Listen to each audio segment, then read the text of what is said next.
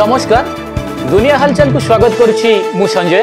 आसंतु नजर पकाइबा आजिर मुख्य खबर उपरे। ब्रह्मपुर गोलंतरा थाना अधीन सोरल पंचायत कोईठा गाँ मकासिंगा ओडीआरपी कॉलोनी रे बड़ भाई और पुतुरार टांगिया चोटरे सान भाईर मृत्यु जमी जमा विवाद को केन्द्र करी एभली हत्याकांड घटिता बेले पुलिस घटनास्थल कियाकाती और टांगिया जबत करी एक मामला रुजु करी दुई अभियुक्तों को अटक रखी पचराउचरा जारी करिछि।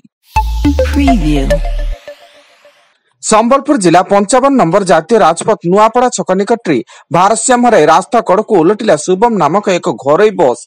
एथिरे कंडक्टर समेत 8 यात्री गुरुतर होई बुर्ला मेडिकल को स्थानांतरित करा जायतिया बेले बस टी भुवनेश्वर रु हीराकुद आस्तुला। केन्दुझर टाउन थाना अधीन जुड़िया घाटी सीरी दुर्घटना एक ट्रक 3टी ट्रक और 4टी बाइक को धक्का देवा फल 4टी बाइक भांगी चूरमार हो जाता बेले 7 जन गुरुतर होई जिला मुख्य चिकित्सालय भर्ती एवं ट्रक टी घाटू ओह्लाइबा समय ब्रेक फेल हो एभली दुर्घटना घटी सूचना।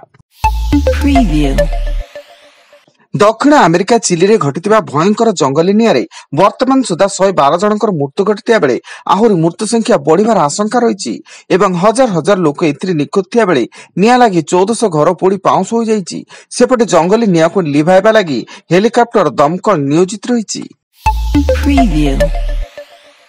नुआपड़ा जिला जोंको थाना पुलिस पक्षर 2 जन अंतरराज्य अपराधी गिरफ सेमाने मारणास्त्र देखाई लुट करथुबा अभियोग रे पुलिस गिरफ करी कोर्ट चालाना करछि एवं अभियुक्त द्वय हेले रायगड़ा जिलार सुभाष चंद्र साहू और डिगेश्वर कोसले।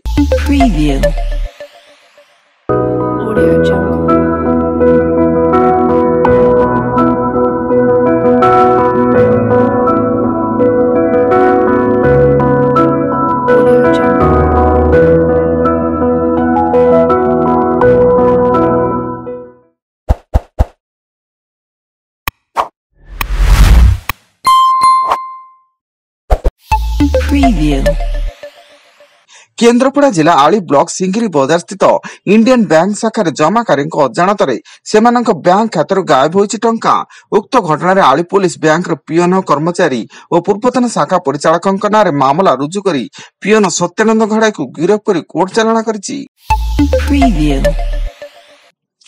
कोरापुट जिला लमतापुट कस्तूरबा गांधी छात्रावास विषाक्त खाद्य खाई 50 जन छात्री असुस्थ सेमानक मध्यरु 10 जन को अवस्था गुरुतर थिया बेले समस्त गतकाली रात्रि खाद्य खाई अचानक झाड़ा बांती और पेट बथार आक्रांत होइतिले। तेबे समस्त स्वास्थ्य अवस्था सुधार आसिबारु सेमानक छात्रावास को पठाई दिया जायतिबा सूचना।